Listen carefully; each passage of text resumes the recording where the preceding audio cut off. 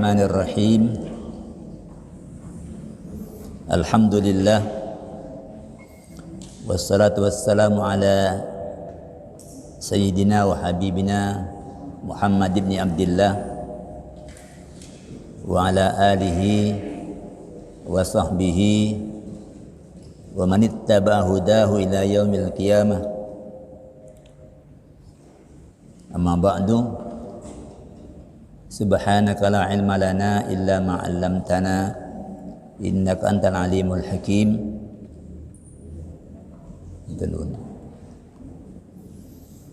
Allahumma adinal haqqa haqqa warzuqna husna ittiba'i wa adinal batila batila warzuqna husna ijtinabih.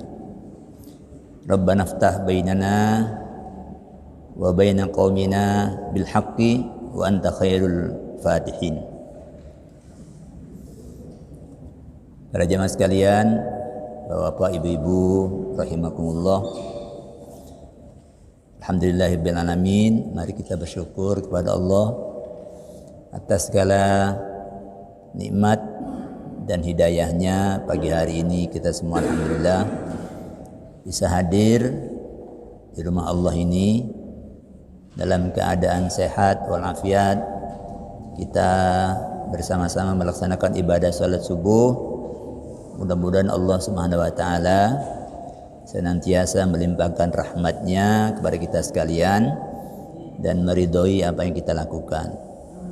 Kita isi waktu kita sambil iktikaf di rumah Allah ini dengan kajian fikih. Mudah-mudahan Allah Subhanahu wa taala menambahi, menganugerahi kita tambahan ilmu yang manfaat. Amin Allahumma amin. Para jemaah sekalian, kita masih akan melanjutkan kajian tentang memperoleh harta melalui jalan pergantian pemilik yang meninggal dunia. Melanjutkan kajian yang lalu, hari ini tema kita adalah hak-hak yang terkait dengan harta peninggalan. Ini penting kita kaji karena harta itu berkenaan dengan hak adami. Hak adami itu kalau kita langgar, itu taubatnya bukan istighfar,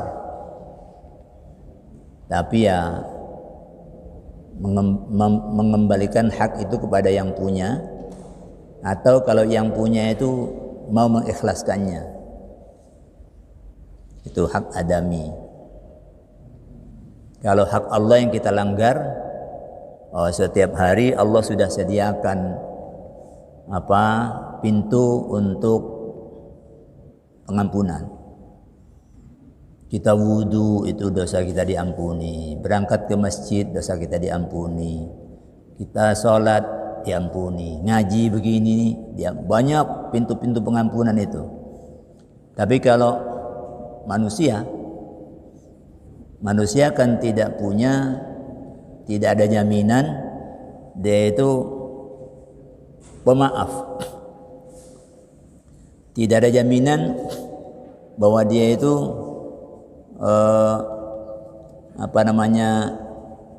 rela melepaskan haknya. Beda dengan Allah. Allah itu waktunya panjang karena dia abadi. Kalau manusia waktunya pendek. Kalau sudah mati atau orang itu sudah pindah, tidak pernah ketemu lagi dengan kita, ya kan jadi masalah. Ya. Jadi hal-hal yang berkaitan dengan hak sesama manusia itu penting kita untuk hati-hati. Ya. Baik, ini ada 4 item. Ya. Ada 3 item ya. Yang pertama tentang tajhiz. Jadi sebelum ahli waris itu menerima hartanya, penting difahami ada 3 hak terkait harta tinggalan mayit yang harus diselesaikan secara urut prioritas. Urut. Ya. Yang pertama itu tajhiz atau biaya perawatan mayit dalam jumlah yang wajar, ya, bukan jumlah yang berlebihan. Karena di dalam surah Al-Furqan ayat 67 Allah menggariskan belanja itu moderat, lam yusrifu, tidak berlebihan, tidak boros, walam yakturu, dan tidak kikir. Nah, biaya perawatan itu sejak meninggal sampai penguburan selesai. Dan itu termasuk perawatan mayit kerabat yang menjadi tanggungannya. Jadi kalau meninggalnya itu pas barengan ketika itu, mobilnya kecil, diseruduk truk besar. Saya pernah lihat di video di YouTube itu, ini ada truk besar nunggu lampu merah, di belakangnya ada mobil kecil nunggu lampu merah juga. Ya mungkin jaraknya 3 meter malah, karena jalannya itu tergolong sepi. Tiba-tiba ada truk besar yang lurus, nggak tahu apa ngantuk atau enggak, itu jalan terus ini sampai rapet, saking besarnya yang belakang itu sampai rapet. Nah, itu cara Allah mengakhiri umur itu macam-macam. Nah, kalau di situ ada dia, ada anaknya, yang menjadi tanggungannya itu diambil dari harta peninggalannya, itu biaya tajhiz, mulai dari ambulan, kemudian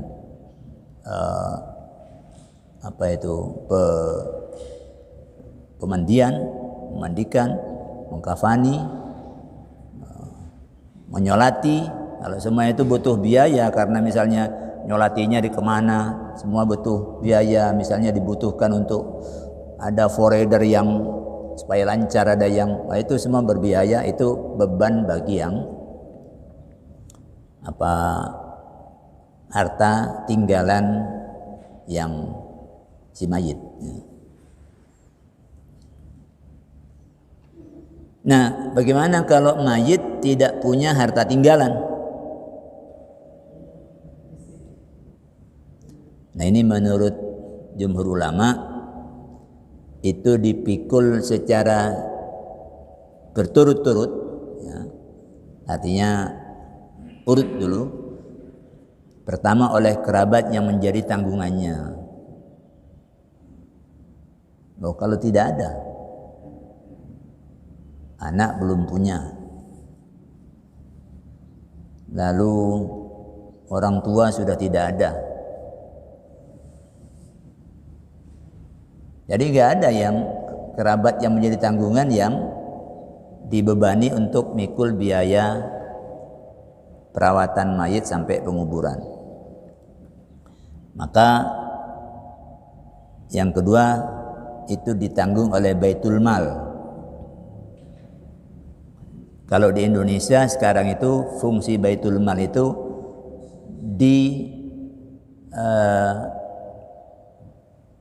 amanahkan kepada Basnas atau LAS, lembaga yang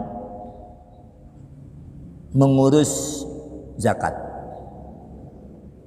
Itu dibebankan ke Baitul Mal. Kalau Baitul Mal juga tidak ada biaya, karena pas barengan dengan bencana ini semua sudah dikeluarkan, ada lagi ini dana tidak ada, maka itu menjadi beban orang Islam yang berharta, artinya yang punya harta, sebagai pelaksanaan dari kewajiban kifayah, fardu kifayah. Orang mati itu kan harus diurus.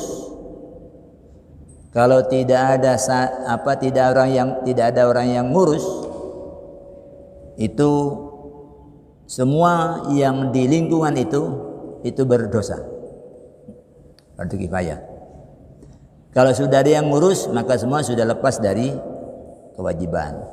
Nah, ini ada problem berkaitan dengan biaya penguburannya, itu tidak ada. Maka itu lingkungan harus sumbangan. Yang punya uang minta sumbangan. Ini untuk yang gali ini dibutuhkan 600.000, untuk yang ini sekian sumbangan. Sebagian kampung itu sudah punya, yang dulu saya sebut itu bentuk yang paling sederhana dari asuransi di kampung. Itu asuransi syariah yang bentuknya sederhana, itu adalah iuran kematian untuk mengurangi beban yang keluarga yang meninggal dari biaya yang dibutuhkan untuk tajhiz, untuk biaya perawatan mayit. Dan itu kan urus jenazah itu bagian dari hak. Jadi hakul muslim alal muslim itu situn, ada 6 ya. Kalau ketemu ucapkan salam. Idza da'aka fa'ajibhu, kalau dia mengundang penuhi undangannya. Wa idza stansuhaka fansahhu, kalau dia minta nasihat, minta saran, kamu ada pandangan untuk saran pada dia, ya kasih saran. Kalau tidak punya, ya sarankan kepada yang lain.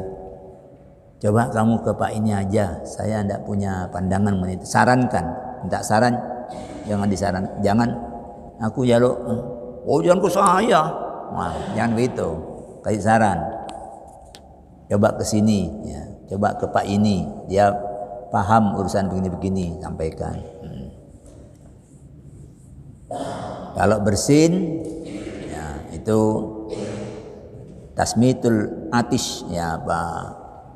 Dia mengucapkan hamdalah, lalu sini mendoakan mudah-mudahan Allah merahmati kamu, yarhamukallah. Kemudian kalau sakit, fa'udhu, itu jenguk. Ya. Kalau wafat, meninggal, itu urus jenazahnya sampai penguburan. Ya. Itu satu. Karena itu orang meninggal ada harta tinggalan itu baik, ya, baik. Jangan kemudian hartanya dihabiskan. Ya. Itu cara Islam itu tidak model lompat seperti itu. Yang dulu sudah pernah kita bahas. Nabi nomor 1 itu nafkah diri kamu, 2 nafkah orang yang kamu tanggung, setelah itu baru orang lain. Tapi kan kadang ada orang yang diuji oleh Allah dalam keadaan yang memang sedemikian terbatas. Maka itu tadi lalu muncul tanggung jawab, keluarga menjadi tanggungannya, kemudian Baitul Mal, kemudian kaum muslimin. Yang kedua, setelah itu yang penting dicari, jangan sampai kelewatan, yaitu dain. Dain ini utang. Jika ada, ya, jika ada. Kalau tidak ada, ya berarti tidak ada hak orang lain yang berkaitan dengan harta itu yang perlu diselesaikan. Dalam surah An-Nisa ayat 11 ketika Allah bicara tentang bagian waris, itu disebut mim ba'di wasiyatin yusi biha audain. Itu semua pembagian waris itu dilakukan setelah wasiat yang diwasiatkan oleh yang meninggal, audain atau utang. Nah, utang itu dibedakan menjadi dua. Ada utang kepada Allah, seperti zakat yang belum kebayar,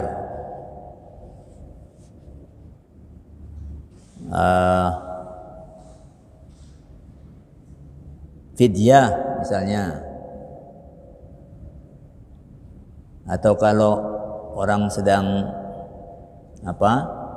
orang haji, damnya belum kebayar, atau orang itu punya nadar, iki aku lek proyekku ini selesai lancar, sesuai waktu, tidak ada hambatan, nanti anaknya bapak itu yang selama ini susah untuk bayar SPP, aku tanggung selama 2 tahun misalnya. Oh, kok kemudian dia kecelakaan, ya, maka itu menjadi utang kepada Allah, dainullah. Ya. Yang kedua ada hutang kepada manusia, dainul ibad. Baik terkait dengan harta tinggalan, ini namanya hutang ainiyah, atau yang tidak terkait dengan harta tinggalan, itu namanya hutang mutlaqah. Hutang mutlak itu hutang yang ya tidak terkait dengan apa-apa, ya hutang aja. Kalau hutang yang terkait dengan harta peninggalan itu seperti rumah kita dijadikan jaminan. Nah, ini namanya utang ainiyah. Atau ada mobil jadi jaminan utang. Ini namanya utang yang pakai jaminan mobil, itu namanya hutang ainiyah. Kalau hutang tidak pakai ada jaminan, nah yaitu namanya hutang mutlaqah. Ya, hutang mutlaqah.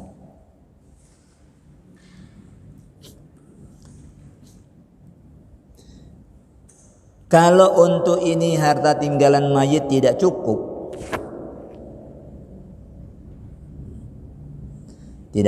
untuk membayar semua utangnya, maka menurut ulama Syafi'iyah dahulukan pelunasan utangnya kepada Allah. Zakatnya apa itu dahulukan. Kemudian kalau masih ada utang ainiyah, mana-mana yang terkait dengan barang yang dijadikan jaminan utang, itu lunasi dulu, ya. Karena biasanya jaminan itu nilainya lebih besar dibanding utang, ya. Kemudian setelah itu utang mutlaqah. Kalau masih ada, baru hutang-hutang yang utang lepas yang ada kaitannya dengan harta peninggalan. Tapi kalau ulama Malikiyah berpendapat yang didahulukan itu utang kepada manusia. Utang kepada manusia. Karena Allah tidak butuh. Tapi utang kepada Allah sesungguhnya kan bayarnya kan tidak kepada Allah. Ya, kepada manusia juga. Zakat itu kan untuk manusia. Fidyah itu untuk manusia.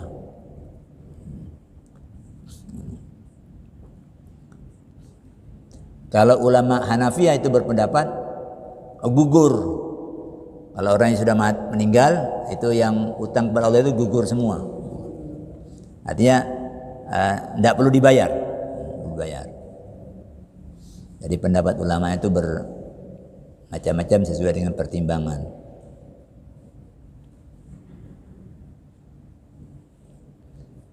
Oke. Nah, gimana kalau kemudian ini tidak cukup lagi, ya? Atau bahkan nggak ada sisa untuk bayar utang? Ahli waris sudah kento popo. Apakah ahli waris itu wajib menanggung? Jawabannya, ahli waris tidak wajib menanggung utang mayit, karena utang itu tidak diwariskan. Jadi hukum waris itu ngatur harta miliknya untuk diganti oleh orang yang masih hidup, bukan ngatur utangnya ini sopo sing wajib nanggung. Hukum waris tidak ngatur itu. Karena itu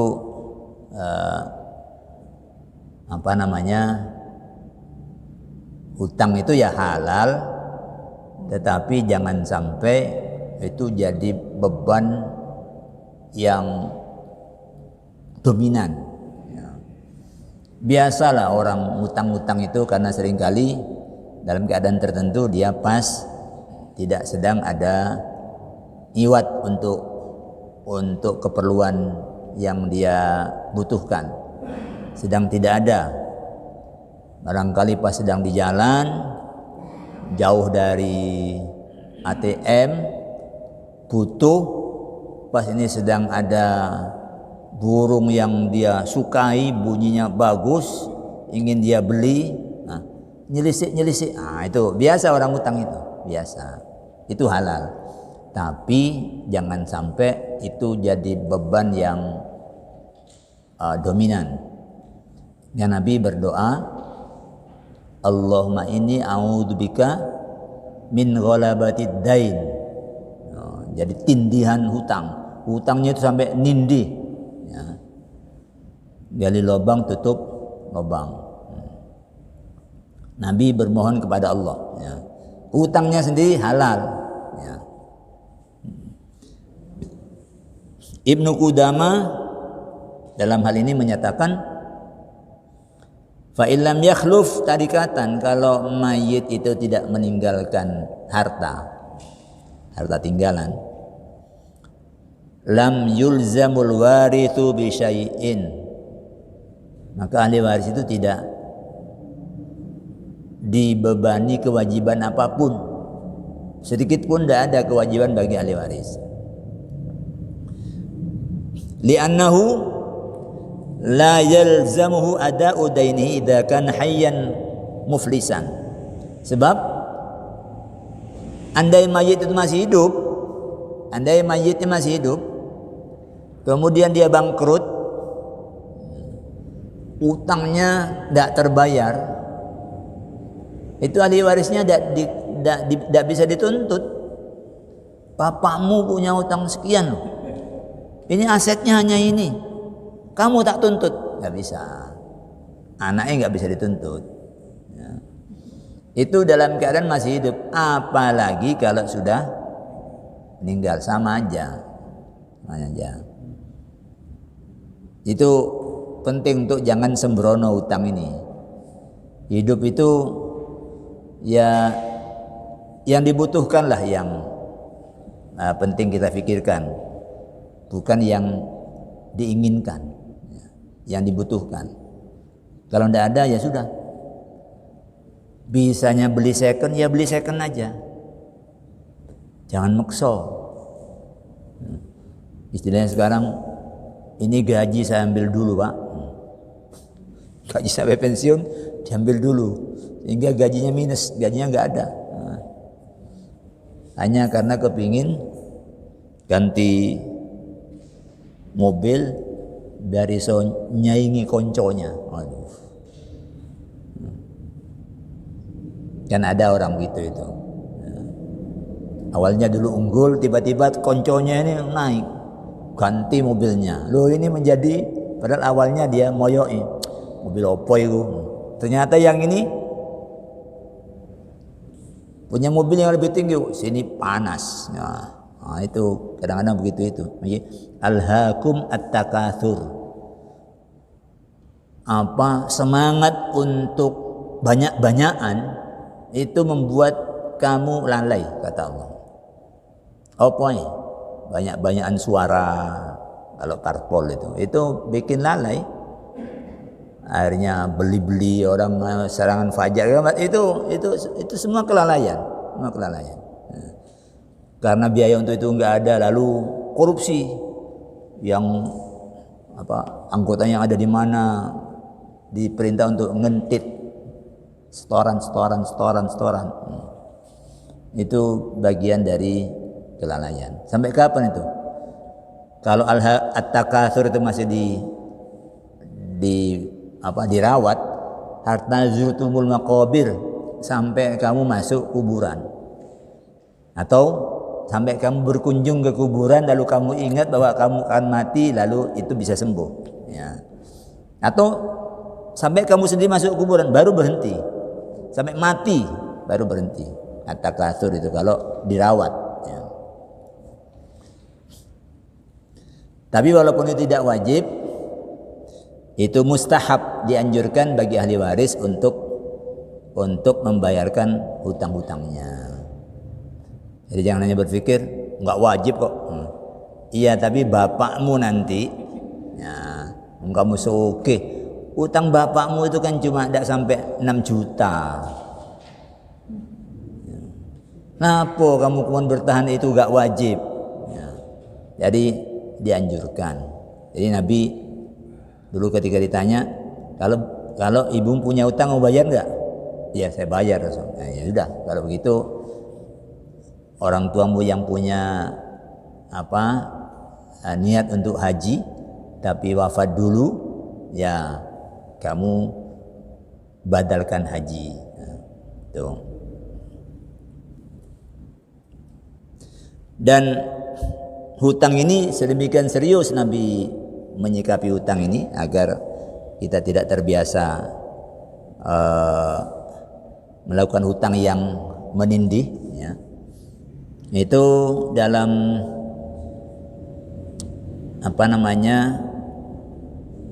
hadis yang ditakhrij oleh Imam Bukhari, itu dinyatakan bahwa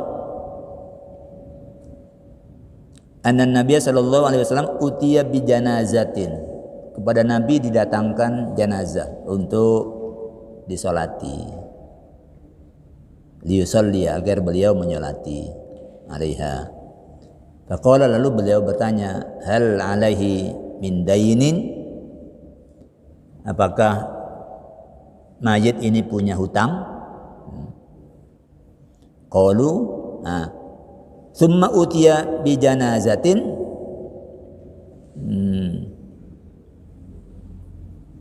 kalau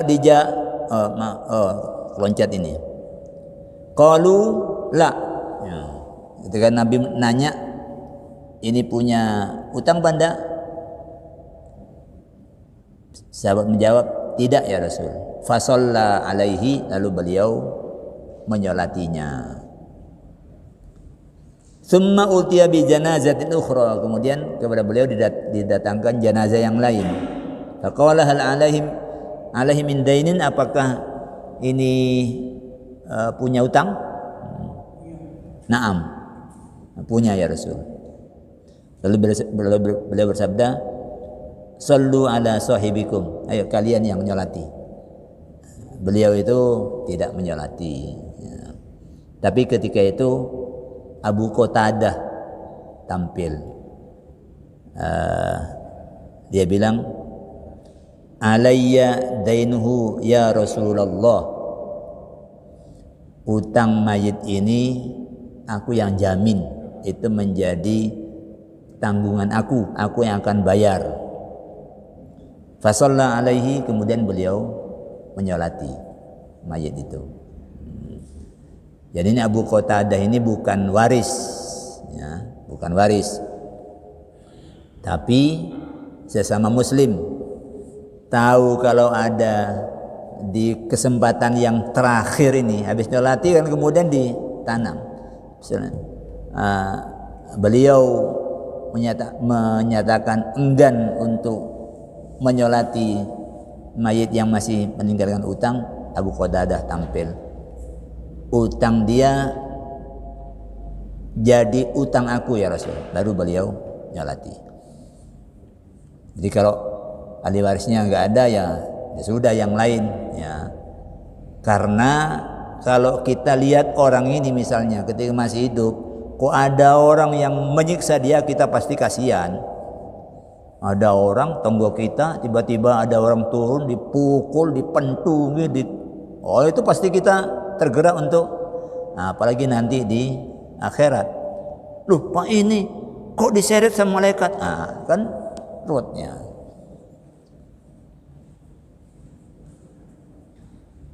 Jadi kunu ibadullah ikhwana, kata Nabi, jadilah kamu itu sebagai hamba Allah yang saling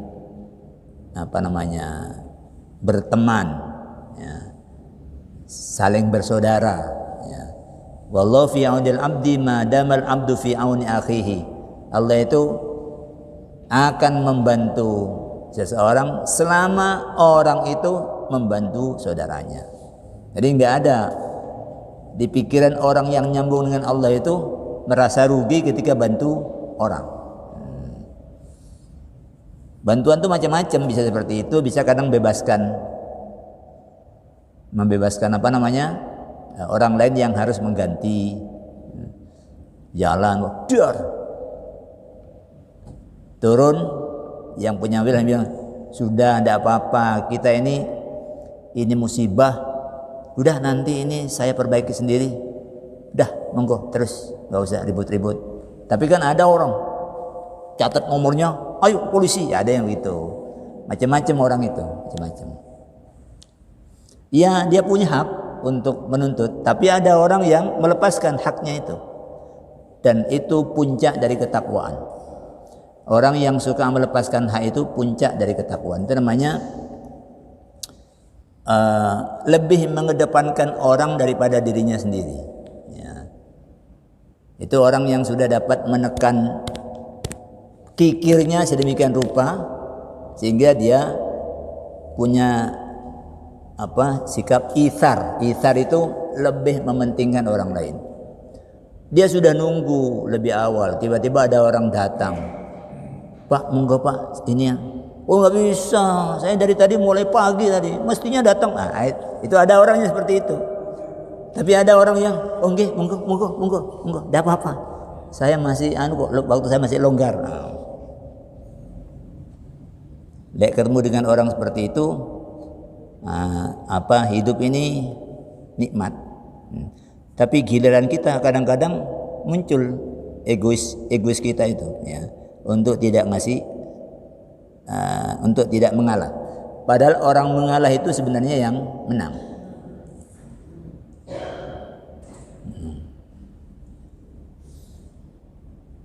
Itu utang. Yang ketiga, wasiat. Ini kalau ada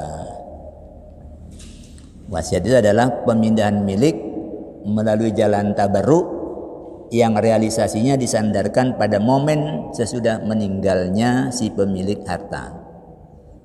Tamlikun mudhafun ila ma ba'dal maut. Kalau kontan ketika itu namanya hibah. Tapi kalau tidak kontan dikaitkan dengan kalau nanti meninggal, itu wasiat. Ya, wasiat.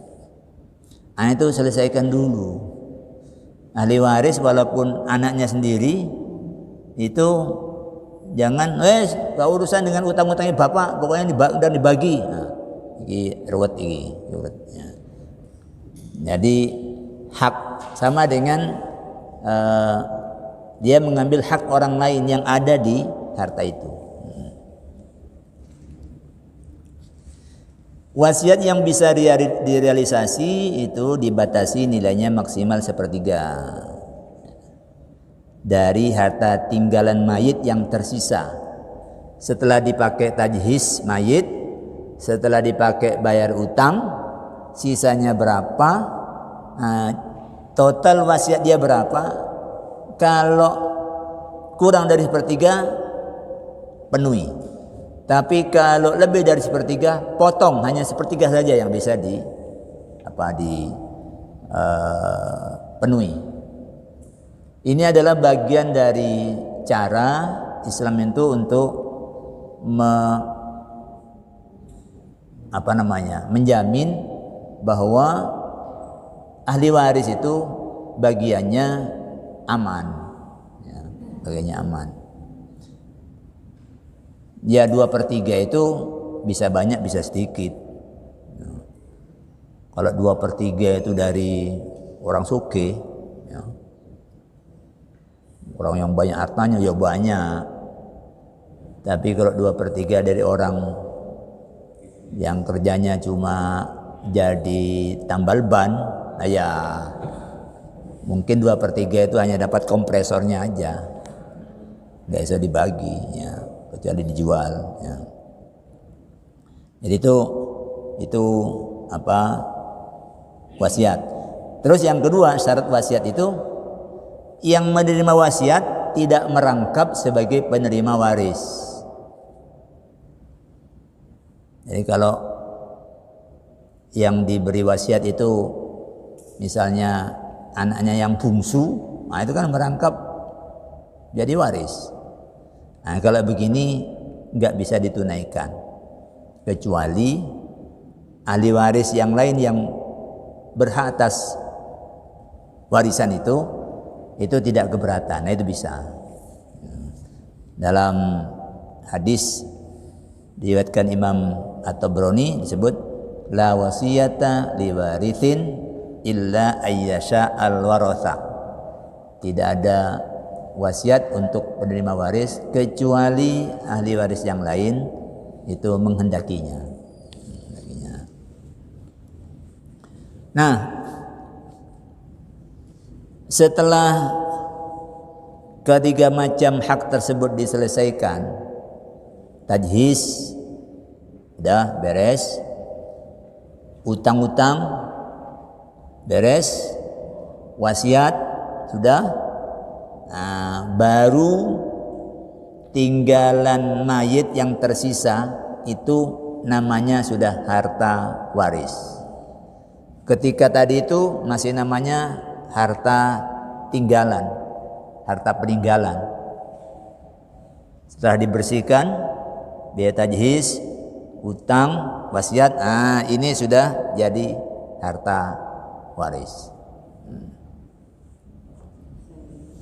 Ini yang diatur oleh Allah, siapa-siapa yang berhak mengganti pemilik yang meninggal memiliki tinggalan warisnya itu diatur oleh Allah melalui hukum waris. Yusikumullah fi auladikum lidzakari mithlu hadzil unthayain. Allah memerintahkan kepada kalian berkenaan dengan anak-anak kalian, lidzakari untuk yang laki, mithlu hadzil unthayain dapat bagian 2 kali perempuan. Fa in kunna nisaan fawqa thnataini falahunna thulutsa ma tarok. Kalau anak kamu itu perempuan lalu 2 atau lebih, maka tidak ada laki-lakinya, maka perempuan ini dapat 2/3 dari harta peninggalan. Wa in kanat wahidatan falhan nisfu. Kalau anaknya cuma anak tunggal, ya, maka anak tunggal itu dapat separuh. Diatur di dalam An-Nisa ayat 11, 12 itu diatur. Nah, karena aturan itu sudah ada, ya, sudah ada, dan Nabi menyatakan innallaha qad a'ta kulla haddin haqqahu kulladhi haqqin haqqahu, karena Allah sudah memberikan hak kepada setiap yang mempunyai hak, ya. maka jalan yang lebih selamat ya, itu adalah segera membagi harta waris itu. Itu lebih selamat daripada menundanya. Ojo sik ta, aku susune ae. Ini Allah sudah munculkan haknya, tidak ada alasan untuk menunda-nunda. Ya. Kenapa? Karena menunda hak orang itu buruk, menyegerakan itu baik. Orang yang punya buruh, punya pekerja, kata Nabi itu, berikan upah dia sebelum keringatnya kering, karena dia sudah punya hak. Nah. Kalau orang ngutang, itu bayar sebelum jatuh tempo itu gini. Orang punya utang bayar sebelum jatuh tempo ini. Orang yang ngutangi nagih sebelum jatuh tempo itu ini buruk ya. Belum jatuh tempo dikejar-kejar. Nah, ketemu di puskesmas tanya, "Ya apa utang sampean?" "Ini wis kurang rong dino lho ya."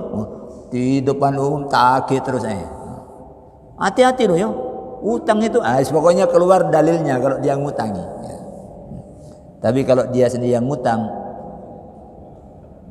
bertoleransi itu bagus, keluar lalu dalil-dalilnya ya. Betul ustadz yang ngutang.